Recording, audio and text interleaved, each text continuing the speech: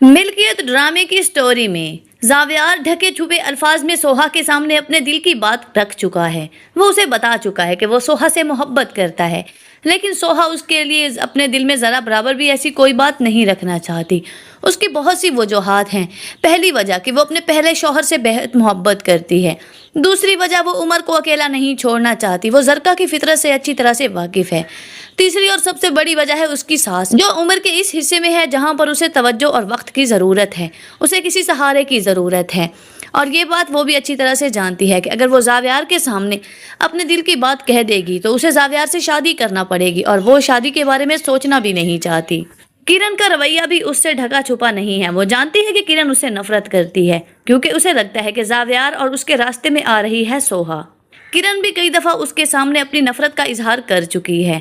सोहा नहीं चाहती कि उसकी वजह से किसी को अजियत पहुंचे, इसीलिए वो जावियार को साफ कह देती है कि मैं आपको कोई ऐसा झूठा दिलासा नहीं दिलाऊंगी, ना ही कोई ऐसी उम्मीद दिलाऊंगी जिसके बाद आपको ये लगे कि मेरी आप में दिलचस्पी है।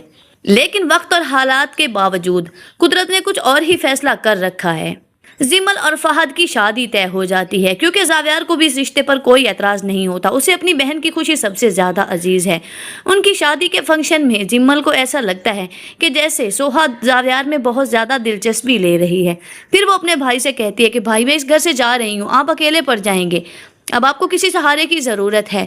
मेरा ख्याल है अब आपको भी शादी कर लेनी चाहिए। सोहा से बेहतर कोई भी मुझे भाभी नहीं मिल सकती। आप सोहा से शादी कर ले, मैं जानती हूँ कि आप उसे पसंद करते हैं।